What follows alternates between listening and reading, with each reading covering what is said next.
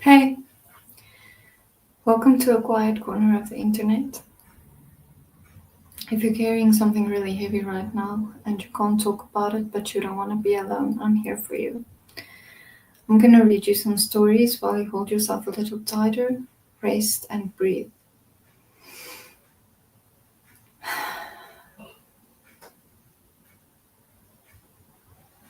If you can, let me know in the emojis, and I mean in the comments with an emoji so that I know you're here.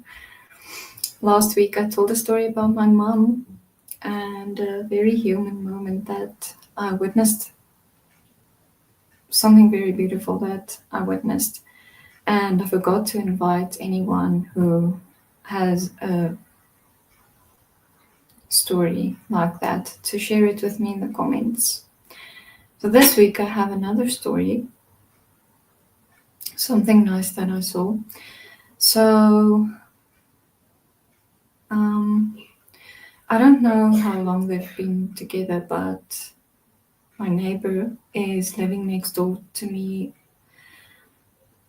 just short of a year now. And I've been hearing well, he's in a long distance relationship, so I've been hearing his girlfriend laugh over his phone on their video calls. Obviously I don't listen to what they're saying, but I can hear her laughing. And this past weekend she flew in. I don't know where she's from either, but she flew in and visited him, and she's visiting him. So now I hear her laughing just outside my door, and I think it's so beautiful, it's so lovely. So if you have something nice that you witnessed, please share your story with me in the comments. Um, okay, so I'm going to begin. They ate their breakfast with the morning air pouring in upon them. Colin's breakfast was a very good one, and Mary watched him with serious interest. You will begin to get fatter just as I did, she said. I never wanted my breakfast when I was in India, and now I always want it. I wanted mine this morning, said Colin. Perhaps it was the fresh air. Do you think Dickon will come? He was not long in coming. In about 10 minutes, Mary held up her hand. Listen, she said. Did you hear a call? Colin listened and heard it. The oddest sound in the world to hear inside a house. A hoarse caw, caw. Yes, he answered. That's Soot, said Mary. Listen again. Do you hear a bleat? A tiny one? Oh, yes, cried Colin, quite flushing. That's the newborn lamb, said Mary. He's coming. Dickon's moorland boots were thick and clumsy, and though he tried to walk quietly, they made a clumping sound as he walked through the long corridors. Mary and Colin heard him marching, marching, until he passed through the tapestry door on to the soft carpet of Colin's own passage. If you please, sir, announced Martha, opening the door. If you please, sir, here's Dickon and his creatures. Dickon came in smiling his nicest white smile. The newborn lamb was in his arms, and the little red fox trotted by his side. Nut sat on his left shoulder and Soot on his right, and Shell's head and paws peeped out of his coat pocket. Colin slowly sat up and stared, as he had stared when he first saw Mary, but this was a stare of wonder and delight. The truth was that in spite of all he had heard, he had not in the least understood what this boy would be like, and that his fox and his crow and his squirrels and his lamb were so near to him, and his friendliness that they seemed almost to be part of himself. Colin had never talked to a boy in his life, and he was so overwhelmed by his own pleasure and curiosity that he did not even think of speaking. But Dickon did not feel the least shy or awkward. He had not felt embarrassed because the crow had not known his language and had only stared and had not spoken to him the first time they met. Creatures were always like that until they found out about you. He walked over to Colin's sofa and put the newborn lamb quietly on his lap, and immediately the little creature turned to the warm velvet dressing gown and began to nuzzle and nuzzle into its folds, and pat its tight curled head with soft impatience against his side. Of course no boy could have helped speaking then. "What is it doing?" cried Colin. "What does it want?" "It wants its mother," said Deacon, smiling more and more. "I brought it to thee a bit hungry because I knowed that'd like to see it fed."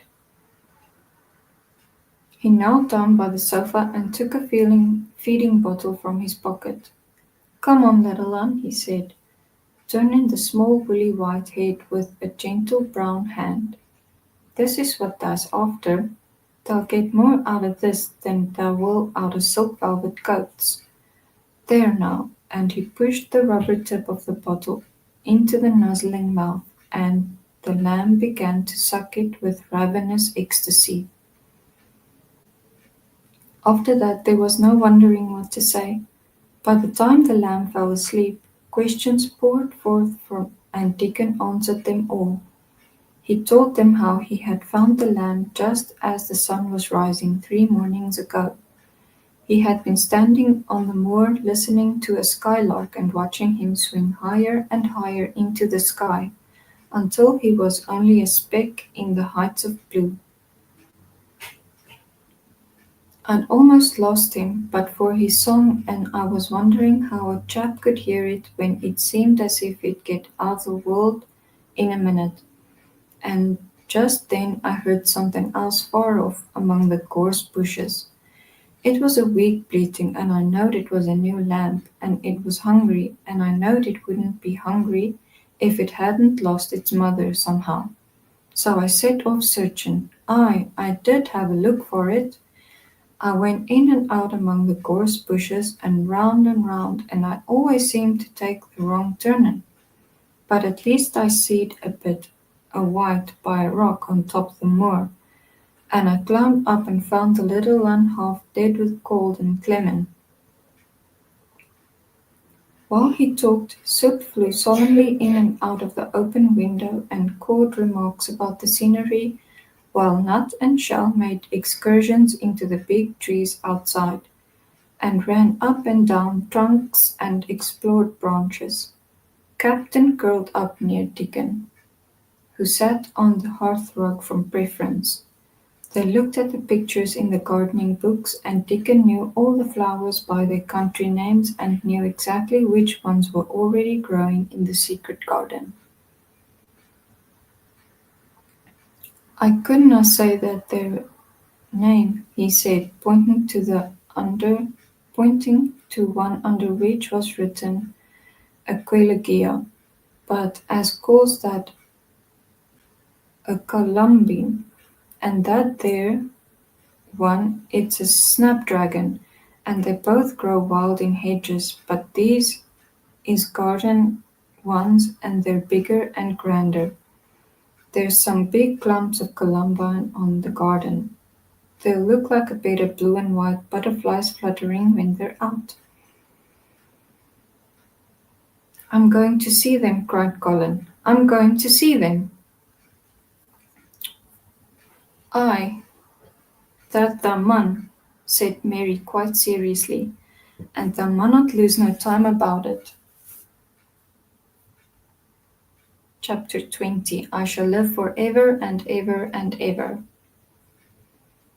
But they were obliged to wait more than a week because first there came some very windy days, and then Colin was threatened with a cold, which two things happening one after the other would no doubt have thrown him into a rage, but that there was so much careful and mysterious planning to do, and almost every day Dickon came in, if only a few minutes, to talk about what was happening on the moor and in the lanes and hedges and on the borders of streams, the things he had to tell about the otters and badgers and water rats' houses, not to mention birds' nests and field mice and their burrows, were enough to make you almost tremble with excitement when you heard all the intimate details from an animal charmer and realized with what thrilling eagerness and anxiety the whole busy underworld was working.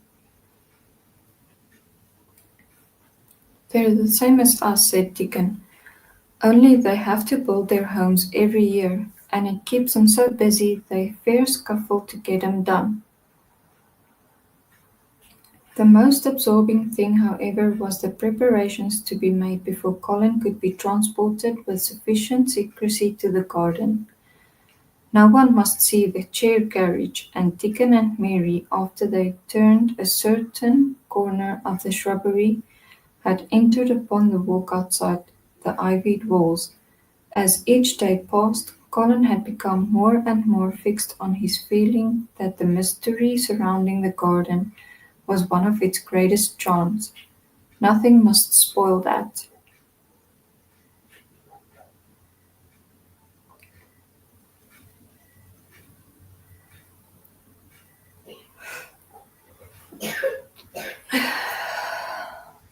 Excuse me. No one must ever suspect that they had a secret. People must think that he was simply going out with Mary and Dickon because he liked them and did not object to their looking at him. They had long and quite delightful talks about their route. They would go up this path and down that one and cross the other and go round among the fountain flower beds as if they were looking at the bedding out plants. The head gardener, Mr. Roach, had been having arranged. That would seem such a rational thing to do that no one would think it at all mysterious. They would turn into the shrubbery walks and lose themselves until they came to the long walls. It was almost as serious and elaborately thought out as the plans of march made by a great general's time of war. Rumors of the new and curious things which were occurring in the invalid's apartment had of course filtered through the servants' hall into the stable yards and out among the gardeners, but notwithstanding this, Mr. Roach was startled one day when he received orders from Master Colin's room to the effect that he must report himself in the apartment no outsider had ever seen, as the invalid himself desired to speak to him. "Well, well," he said to himself, as he hurriedly arranged his coat, "what's to do now? His Royal Highness that wasn't to be looked at calling up a man he has never set eyes on." Mr. Roach was not without curiosity. He had never caught even a glimpse of the boy, and had heard a dozen exaggerated stories about his uncanny looks and ways and his insane tempers. The thing he had heard oftenest was that he might die at any moment, and there had been numerous fanciful descriptions of a humpback and helpless limbs, given by people who had never seen him. "Things were changing in this house, Mr. Roach," said Mrs. Medlock, as she led him up the back staircase to the corridor to which opened the hitherto mysterious chamber. "Let's hope they're changing for the better, Mrs. Medlock," he answered. "They wouldn't well change for the worse," she continued, "and queer as it is all and queer as it all is, there's them as finds their duties made a lot easier to stand up under. Don't you be surprised, Mr. Roach, if you find yourself in the middle of a menagerie with Martha Sowerby's Dickon, more at home than you or me could ever be." There really was a sort of magic about Dickon, as Mary always privately believed. When Mr. Roach heard his name he smiled quite leniently. He'd be at home in Buckingham Palace or at the bottom of a coal mine, he said, and yet it's not impudence either. He's just fine, is that lad. It was perhaps well he had been prepared, or he might have been startled when the bedroom door was opened and a large crow had seemed quite at home perched on the high back of a carven chair, announced the entrance of a visitor by saying "Caw, caw" quite loudly. In spite of Mrs. Matlock's warning, Mr. Roach only just escaped being sufficiently undignified to jump backward. The young Rajah was neither in bed nor on his sofa. Excuse me. He was sitting in an armchair, and a young lamb was standing by him, shaking its tail and feeding lamb fashion as Dickon knelt giving it milk from its bottle. A squirrel was perched on Dickon's bent back, attentively nibbling at a nut. The little girl from India was sitting on a big footstool looking on.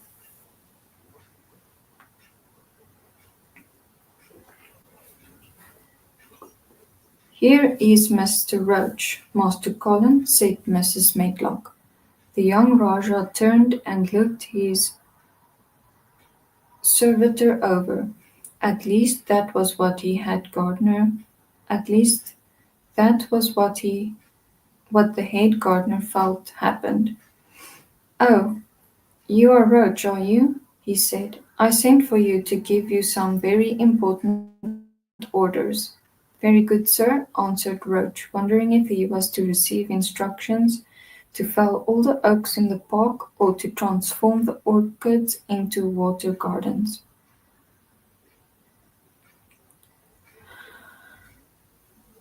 "I'm going out of my chair with this afternoon," said Colin. "If the fresh air agrees with me, I may go out every day. When I go, none of the gardeners are to be anywhere near the long walk by the garden walls. No one is to be there. I shall go out about 2 o'clock, and every one must keep away until I send word that they may go back to their work." "Very good, sir," replied Mr. Roach, much relieved to hear that the oaks might remain and that the orchards were safe. "Mary," said Colin, turning to her, "what is that thing you say in India when you have finished talking and want people to go?" "You say you have my permission to go," answered Mary. The Rajah waved his hand. "You have my permission to go, Roach," he said. "But remember, this is very important." "Caw, caw," remarked the crow hoarsely but not impolitely. "Very good, sir. Thank you, sir," said Mr. Roach, and Mrs. Medlock took him out of the room. Outside in the corridor, being a rather good-natured man, he smiled until he almost laughed. "My word," he said, "he's got a fine lordly way with him, hasn't he? You'd think he was a whole royal family rolled into one, prince consort and all." "Aye," protested Mrs. Medlock, "you've had to let him trample all over every one of us ever since he had feet, and he thinks that's what folks was born for." "Perhaps he'll grow out of it, if he lives," suggested Mr. Roach. "Well, there's one thing pretty sure," said Mrs. Medlock. "If he does live, and that Indian child stays here, I'll warrant she teaches him that the whole orange does not belong to him, as Susan Sowerby says, and he'll be likely to find out the size of his own quarter." Inside the room, Colin was leaning back on his cushions. "It's all safe now," he said, "and this afternoon I shall see it. This afternoon I shall be in it." Dickon went back to the garden with his creatures, and Mary stayed with Colin. She did not think he looked tired, but he was very quiet before their lunch came, and he was quiet while they were eating it. She wondered why, and asked him about it. "What big eyes you've got, Colin," she said. When you are thinking they get as big as saucers, what are you thinking about? I can't help thinking about what it will look like, he answered. The garden? Asked Mary. The springtime, he said. I was thinking that I've really never seen it before. I scarcely ever went out, and when I did go, I never looked at it. I didn't even think about it. I never saw it in India because there wasn't any, said Mary. Shut in and morbid as his life had been, Colin had more imagination than she had, and at least he had spent a good deal of time looking at wonderful books and pictures. That morning, when you ran in and said, it's come, you made me feel quite queer. It sounded as if things were coming with a great procession and big bursts and wafts of music. I've a picture like it in one of my books. Crowds of lovely people and children with garlands and branches with blossoms on them. Everyone laughing and dancing and crowding and playing on pipes. That is why I said perhaps we shall hear golden trumpets, and told you to throw open the window. How funny, said Mary. That's really just what it feels like. And if all the flowers and leaves and green things and birds and wild creatures danced past at once, what a crowd it would be.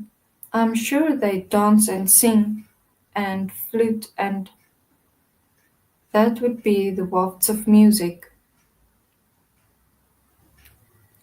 They both laughed, but it was not because the idea was laughable, but because they both liked it so much. A little later the nurse made Colin ready. She noticed that instead of lying like a log while his clothes were put on, he sat up and made some efforts to help himself, and he talked and laughed with Mary all the time. "This is one of his good days, sir," she said to Dr. Craven, who dropped in to inspect him. "He's in such good spirits that it makes him stronger. I'll call in again later and afternoon, after he has come in," said Dr. Craven. "I must see how his going out agrees with him. I wish," in a very low voice, "that he would let you go with him."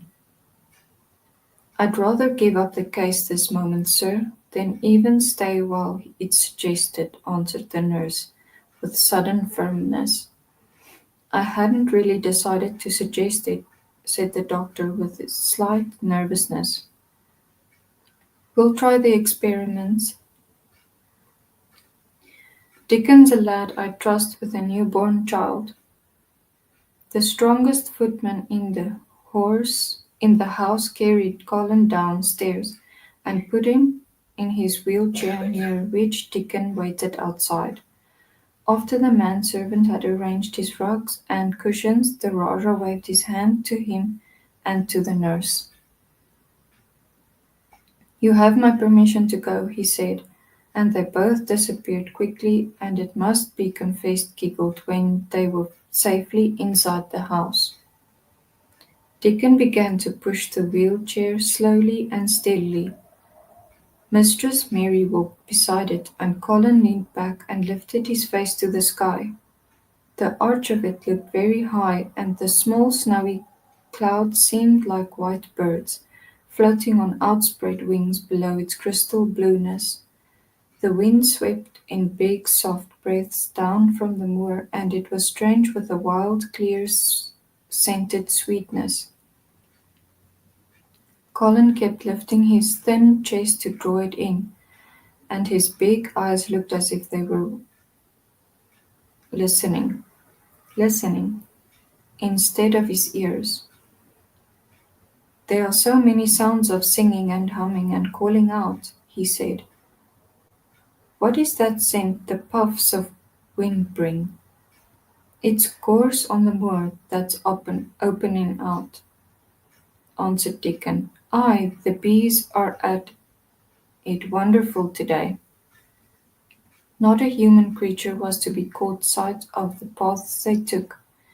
In fact, every gardener or gardener's lad had been witched away, but they wound in and out among the shrubbery and out and around the fountain beds, following their carefully planned route uh, for the mere mysterious pleasure of it. But when at last they turned into the long walk by the ivied walls, the excited sense of an approaching thrill made them, for some curious reason they could not have explained, begin to speak in whispers. "This is it," breathed Mary. "This is where I used to walk up and down and wonder and wonder." "Is it?" cried Colin, and his eyes began to search the ivy with eager curiousness. "But I can see nothing," he whispered. "There is no door." "That's what I thought," said Mary. Then there was a lovely breathless silence, and the chair wheeled on. "This is the garden where Ben Weatherstaff works," said Mary. "Is it?" said Colin. A few yards more, and Mary whispered again.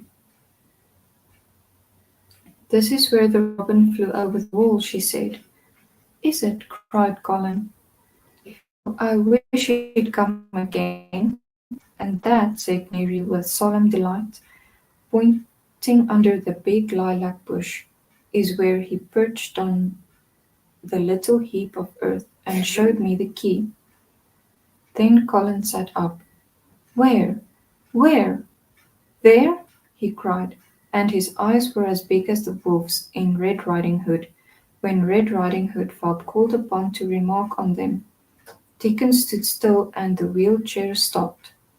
"And this," said Mary, stepping on the bed close to the ivy, "is where I went to talk to him when he chirped at me from the top of the wall. And this is the ivy the wind blew back." She took hold of the hanging green curtain. "Oh, is it? Is it?" gasped Colin. "And here's the handle, and here's the door. Dickon, push him in. Push him in quickly." And Dickon did it with one strong, steady, splendid push. But Colin had actually dropped back against his cushion, even though he gasped with delight, and he had covered his eyes with his hands and held them there, shutting out everything until they were inside, and the chair stopped as if by magic, and the door was closed.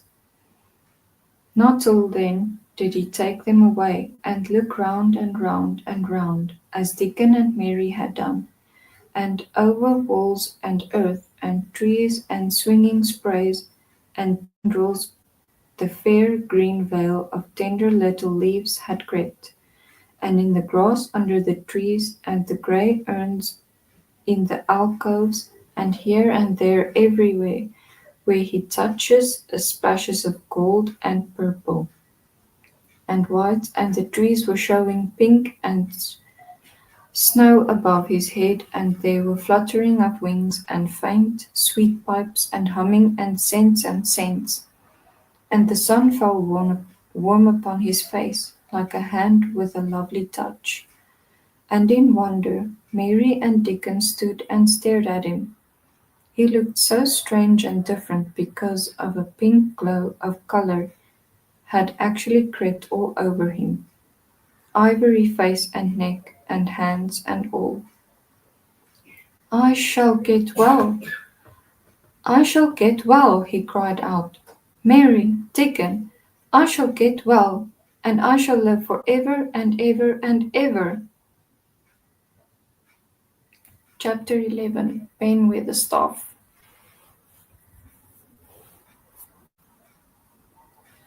One of the strange things about living in the world is that it's only now and then one is quite sure one is going to live for ever and ever and ever. One knows it sometimes when one gets up at the tender solemn dawn time and goes out and stands alone and throws one's head far back and looks up and watches the pale sky slowly changing and flushing and marvelous unknown things happening until the east almost makes one cry out and one's heart stands still at the strange, unchanging majesty of the rising sun, which has been happening every morning for thousands and thousands and thousands of years. One knows it then for a moment or so, and one knows it sometimes when one stands by oneself in a wood at sunset, and the mysterious, deep, cold stillness slanting through and under the branches seem to be saying slowly again and again something one cannot quite hear, however much one tries. Then sometimes the immense quiet of the dark blue at night, with millions of stars waiting and watching, makes one sure. And sometimes a sound of far off music makes it true, and sometimes a look in someone's eyes. And it was like that with Colin when he first saw and heard and felt the springtime inside the four high walls of a hidden garden. That afternoon the whole world seemed to devote itself to being perfect and radiantly beautiful and kind to one boy. Perhaps out of pure heavenly goodness, the spring came and crowned everything it possibly could into that one place. More than once Deacon paused in what he was doing and stood still with a sort of growing wonder in his eyes, shaking his head softly. "Aye, it is gradely," he said. "I'm 12 going on 13, and there's a lot of afternoons in 13 years, but seems to me like I never seed one as gradely as ere." "Aye, it is a gradely one," said Mary, and she sighed of mere joy. "I'll warrant it's the gradiest one ever was in this world." "Does thou think," said Colin with dreamy carefulness, "as happen as it was made loike this, ere all a purpose for me?" "My word!" cried Mary admiringly, "that there is a bit o' good in Yorkshire. Thou sharply first rate that art." And the light rained. They drew the chair under the plum tree, which was snow white with blossoms and musical with bees. It was like a king's canopy, a fairy king's. There were flowering cherry trees near and apple trees, whose buds were pink and white, and here and there one had burst open wide. Between the blossoming branches of the canopy bits of blue sky looked down like wonderful eyes. Mary and Dickon worked a little here and there, and Colin watched them. They brought him things to look at, buds which were opening, buds which were tight closed, bits of twig whose leaves were just growing green, the feather of a woodpecker which had dropped on the grass, the empty shell of some bird early hatched. Dickon pushed the chair slowly round and round the garden, stopping every other moment to let him look at wonders springing out of the earth and trailing down from trees. It was like being taken in state round the country of a magic king and queen, and shown all the mysterious riches it contained. "I wonder if we shall see the robin," said Colin.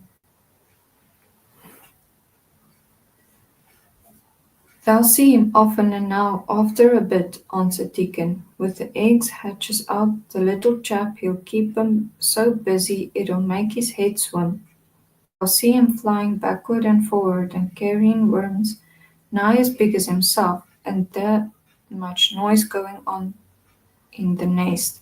When he gets there as fear flusters him so as he scarce knows which big mouth to drop the first piece in, and gaping beats and squawks on every side. Mother says that when she sees the work, a robin has to keep them gaping beaks filled. She feels like she was a lady with nothing to do. She says she's seen the little chaps when it seemed like sweat must be dropping off him, though folks can't see it. This made them giggle so delightedly that they were obliged to cover their mouths with their hands, remembering that they must not be heard. Colin had instructed to the law of whispers and now voices several days before. He liked the mysteriousness of it and did his best, but in the midst of excited enjoyment, it was rather difficult neither to laugh about a whisper. Every moment of the afternoon was full of new things, and every hour the sunshine grew more golden. The wheeled chair had been drawn back under the canopy, and Dickon had sat down on the grass and had just drawn out his pipe when Colin saw something he had not had time to notice before. "There's a very old tree over there, isn't it?" he said. Dickon looked across the grass at the tree and Mary looked, and there was a brief moment of stillness. "Yes," answered Dickon after it, and his low voice had a very gentle sound. Mary gazed at the tree and thought. "The branches are quite grey, and that's not a single leaf anywhere," Colin went on. "It's quite dead, isn't it?" "Aye," admitted Dickon, "but them roses has climbed all over it, and will near hide every bit of the dead wood when they're full o' leaves and flowers. It won't look dead then. It'll be the prettiest of all." Mary still gazed at the tree and thought. "It looks as if a big branch had broken off," said Colin. "I wonder how it was done." "It's been done many a year," answered Dickon. "Aye," with a sudden relieved start and laying his head on Colin.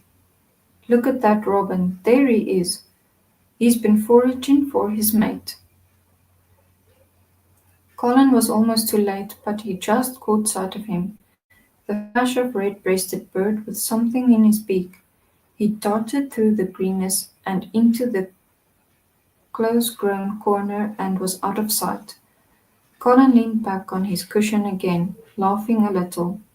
"He's taking her tea to her. Perhaps it's 5 o'clock.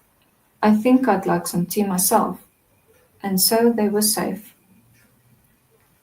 "It was magic which sent the robin," said Mary secretly to Dickon afterward.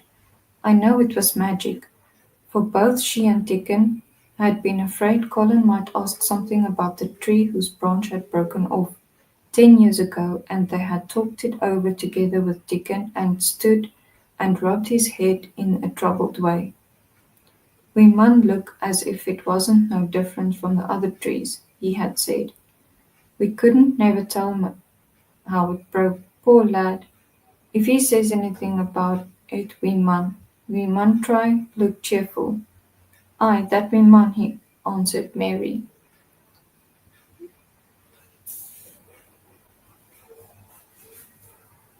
But she had not felt as if she looked cheerful when she gazed at the tree. She wondered and wondered in those few moments if there was any reality in that other thing Dickon had said. He had gone on rubbing his rust-red hair in a puzzled way, but a nice comforted look had begun to grow in his blue eyes. Mrs. Craven was a very lovely young lady. He had gone on rather hesitatingly. "And mother says she thinks maybe she's about Misselthwaite many a time looking after Maester Colin, same as all mothers do when they look out of the world, when they took out of the world. They have to come back the seas. Happen she's been in the garden, and happen it was set us to work, and told us to bring him here." Mary had thought she meant something about magic. She was a great believer in magic. Secretly she quite believed that Dickon worked magic, of course good magic. on everything near him. That was why people liked him so much, and wild creatures knew he was their friend. She wondered indeed if it were not possible that his gift had brought the robin just at the right moment when Colin asked that dangerous question. She felt that his magic was working all the afternoon and making Colin look like an entirely different boy. It did not seem possible that he could be the crazy creature who had screamed and beaten and bitten his pillow. Even his ivory whiteness seemed to change. The faint glow of color which had shone on his face and neck and hands when he first got inside the garden now really never quite died away. He looked as if he were made of flesh instead of ivory or wax. They saw the robin carry food to his mate 2 or 3 times, and it was so suggestive of afternoon tea that Colin felt they must have some. Go and make one of the men servants bring some in a basket to the Rhododendron walk, he said, and then you and Deacon can bring it here.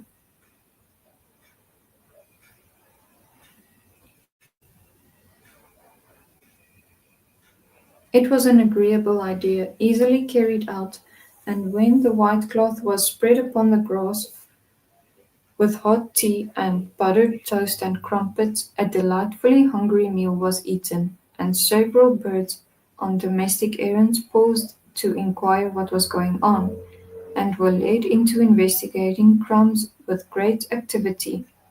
Nut and Shell whisked up trees with pieces of cake, and Soot took the entire half of the buttered crumpet into a corner and pecked at it, and examined it and turned it over and made hoarse remarks about it until he decided to swallow it all joyfully in one gulp. The afternoon was dragging towards its mellow hour. The sun was deepening the gold of its lances. The bees were going home and the birds were flying past less often. Dickon and Mary were sitting on the grass. The tea basket was placed ready to be taken back to the house, and Colin was lying against his cushions with his heavy locks pushed back from his forehead, and his face looked quite a natural color. I don't want this afternoon to go, he said. But I shall come back tomorrow and the day after and the day after and the day after. You'll get plenty of fresh air, won't you? Said Mary. I'm going to get nothing else, he answered. I've seen the spring now and I'm going to see the summer. I'm going to see everything grow here. I'm going to grow here myself. That thou will, said Dickon. Us'll have the walkin' about here and diggin' same as other folk along afore long. Colin flushed tremendously. "Walk," he said. "Dig, shall I?" Dickon's glance at him was delicately cautious. Neither he or Mary had ever asked if anything was the matter with his legs. "For sure thou will," he said stoutly. "Thou's got legs o' thine own, same as other folks." Mary was rather frightened until she heard Colin's answer. "Nothing really ails them," he said, "but they are so thin and weak. They shake so that I'm afraid to try to stand on them." Both Mary and Dickon drew a relieved breath. "When thou stops being afraid thou shalt stand on 'em," Dickon said with renewed cheer, "and thou stop being afraid in a bit." "Shall I?" said Colin, and he lay still as if he were wondering about things. They were really very quiet for a little while. The sun was dropping lower.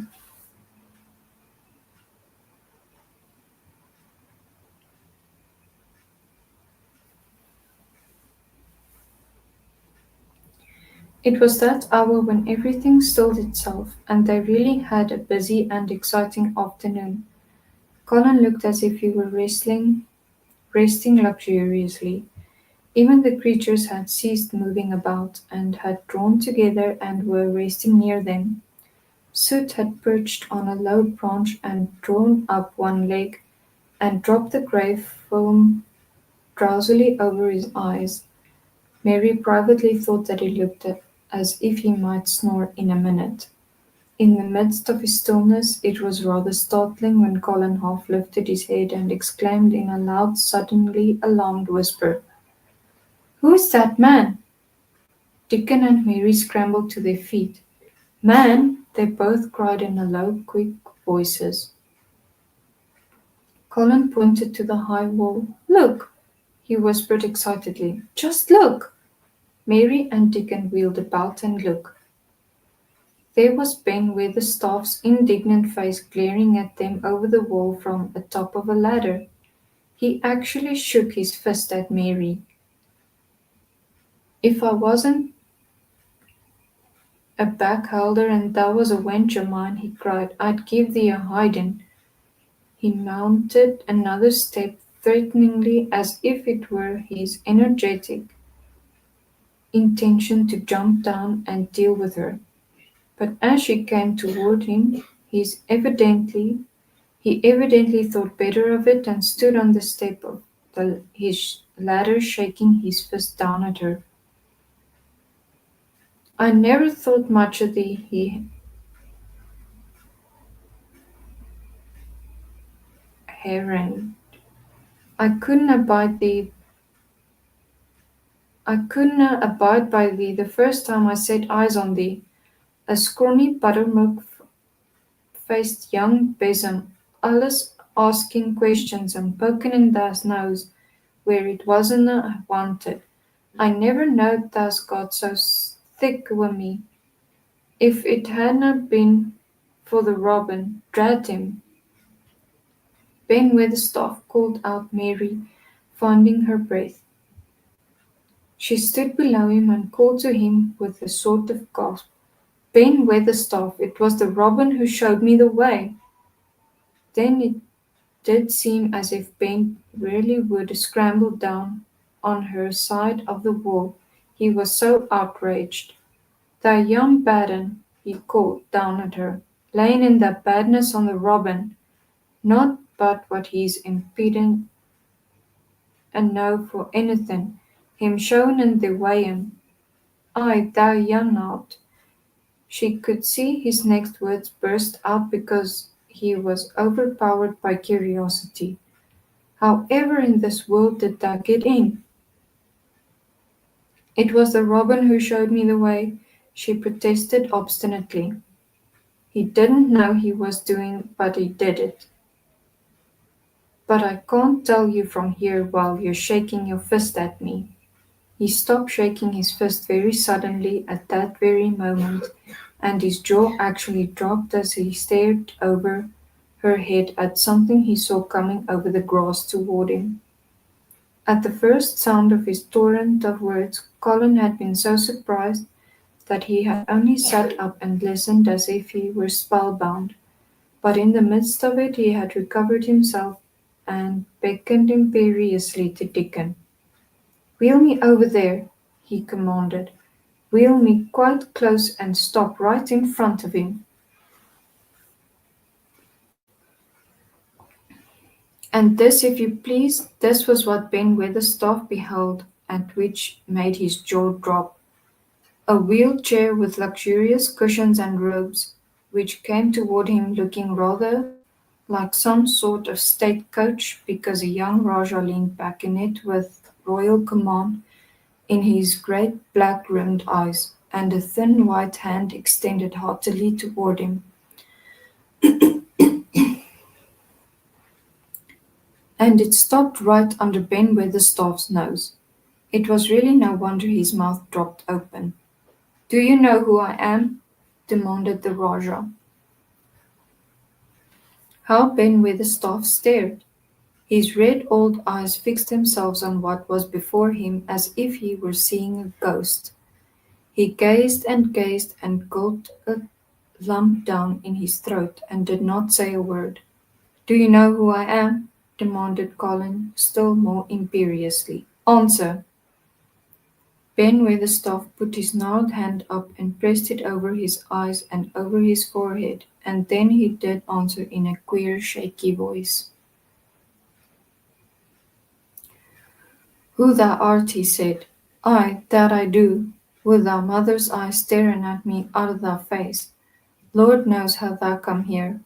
But thou poor cripple." Colin forgot that he had ever had a back. His face flushed scarlet and he sat bolt upright. "I'm not a cripple," he cried out furiously. "I'm not!" "He's not!" cried Mary, almost shouting up the wall, in her face fierce indignation. "He's not got a lump as big as a pin. I looked and there was none there, not one." Ben Weatherstaff passed his hand over his forehead again and gazed as if he could never gaze enough. His hand shook and his mouth shook and his voice shook.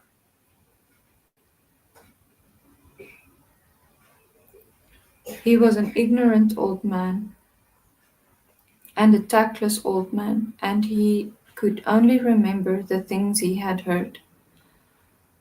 "Thou hasn't got a crooked back," he said hoarsely. "No!" shouted Colin. "Thou hasn't got a crooked legs," quivered Ben more hoarsely yet. It was too much. The strength which Colin usually threw into his tantrums rushed through him now in a new way. Never yet he had been accused of crooked legs, even in whispers, and the perfectly simple belief in their existence which was revealed by Ben Weatherstaff's voice was more than Rajah's flesh and blood could endure. His anger and insulted pride made him forget everything but this one moment and filled him with a power he had never known before, an almost unnatural strength. "Come here," he shouted to Dickon, and he actually began to tear the coverings off his lower limbs and disentangle himself. "Come here! Come here this minute!" Dickon was by his side in a second. Mary caught her breath in a short gasp, and felt herself turn pale. "He can do it! He can do it! He can do it! He can!" She grabbed over to herself under her breath as fast as she ever could. There was a brief fierce scramble. The rugs were tossed on the ground. Dickon held Colin's arm. The thin legs were out. The thin feet were on the grass. Colin was standing upright, as straight as an arrow, and looking strangely tall, his head thrown back and his strange eyes flashing lightning. "Look at me!" he flung up at Ben Weatherstaff. "Just look at me, you! Just look at me!" "He's as straight as I am," cried Dickon. "He's as straight as any lad in Yorkshire." What Ben Weatherstaff did Mary thought queer beyond measure. He choked and gulped, and suddenly tears ran down his weather-wrinkled cheeks as he stuck his old hands together. "Aye," he burst forth, "the lies folk tells. Thou'rt as thin as lath, as white as wraith. But there's not a knob on thee. That'll make mon yet. God bless thee." Dickon held Colin's arm strongly, but the boy had not begun to falter. He stood straighter and straighter, and looked Ben Weatherstaff in the face. "I'm your master," he said, "when my father is away, and you are to obey me. This is my garden. Don't dare to say a word about it. You get down from the ladder, and go out to the long walk, and Miss Mary will meet you and bring you here. I want to talk to you. We did not want you, but now you will have to come to this. You will have to be in the secret. Be quick. Ben Weatherstaff's crabbed old face was still wet with that one queer rush of tears. It seemed as if he could not take his eyes from his thin, straight Colin standing on his feet with his head thrown back. "Ay, lad," he almost whispered. "Ay, my lad." And then remembering himself he suddenly touched his hat, gardener fashion, and said, "Yes, sir. Yes, sir," and obediently disappeared as he descended the ladder.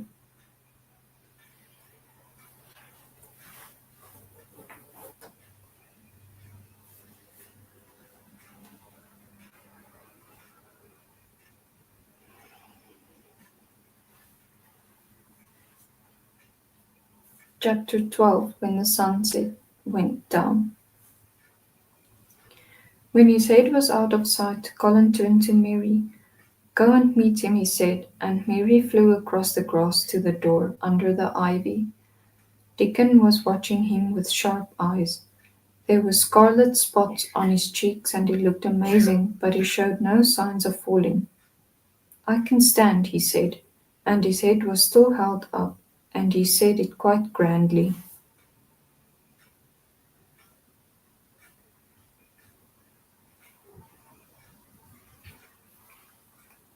"I told thee thou could as soon as thou stopped being afraid," answered Dickon. "And thou stopped?" "Yes, I've stopped," said Colin. Then suddenly he remembered something Mary had said. "Are you making magic?" he asked sharply. Dickon's curly mouth spread in a cheerful grin.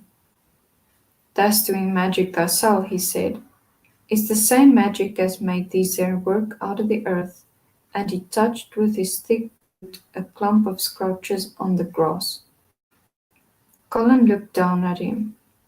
"Aye," he said slowly. "There couldna be bigger magic than that there. There couldna be." He drew himself up straighter than ever. "I'm going to walk to that tree," he said, pointing to one a few feet away from him.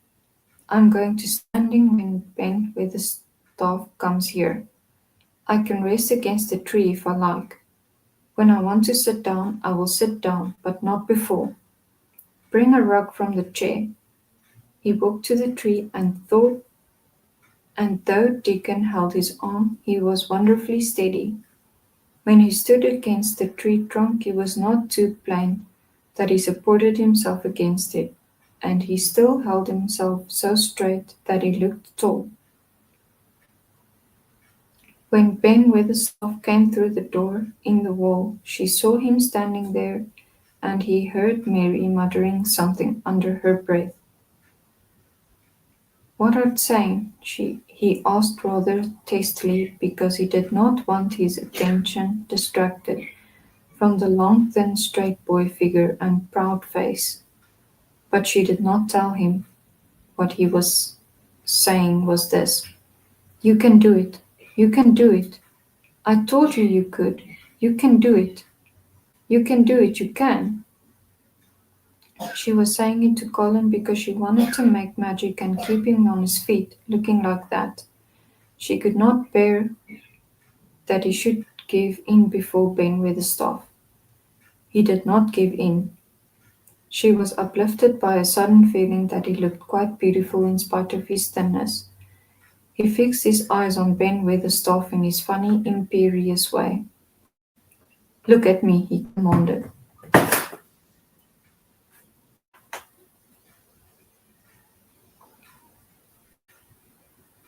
"Look at me all over. Am I a hunchback? Have I got crooked legs?" Ben Weatherstaff had not quite got over his emotion, but he had recovered a little and answered almost in his usual way. "Not that," he said. "Nowt o' the sort.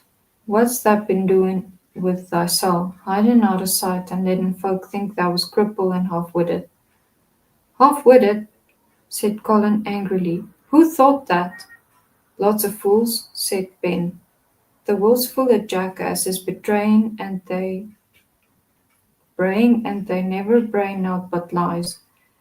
What did thou save thyself up for? Everyone thought I was going to die, said Colin shortly. I'm not.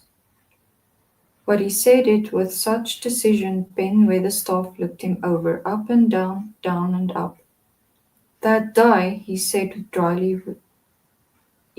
with dry exultation.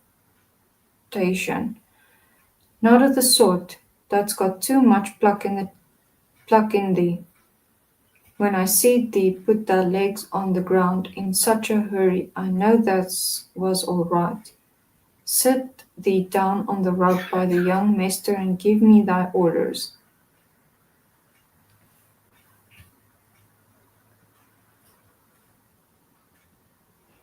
There was a queer mixture of crabbed tenderness and shrewd understanding in his manner. Mary had poured out speech as rapidly as she could as they had come down the long walk. The chief thing to remember, she told him, was that Colin was getting well. Getting well. The garden was doing it. No one must let him remember about having humps and dying. The Rajah conceded to seat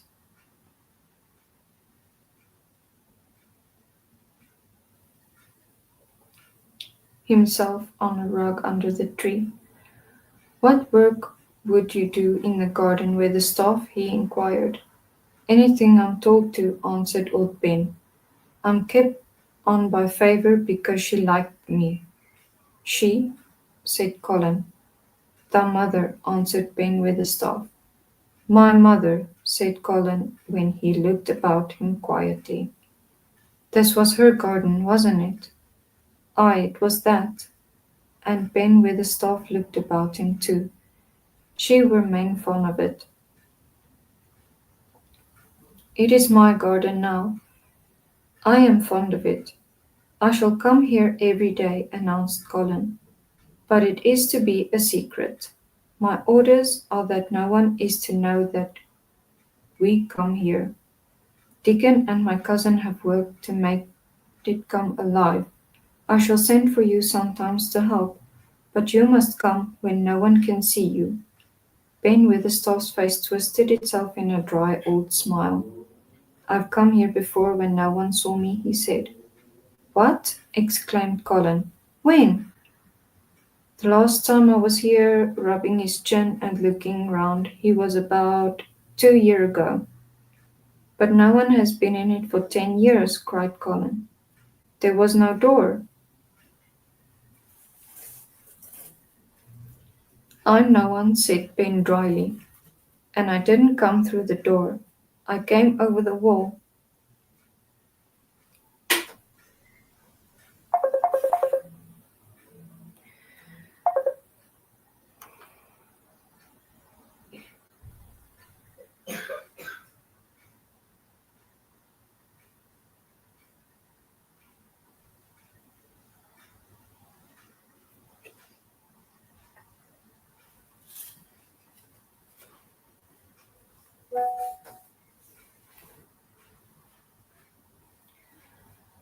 Thank you that we could sit together. I appreciate that you're here, and I hope you find joy in simple things. You matter, and you deserve to grow the light inside of you. Build it with sparks and not fireworks. Something simple that I enjoy is drinking my favorite tea.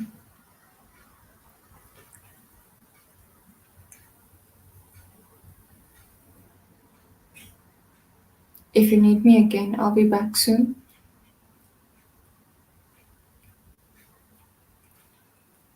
Until then, good night.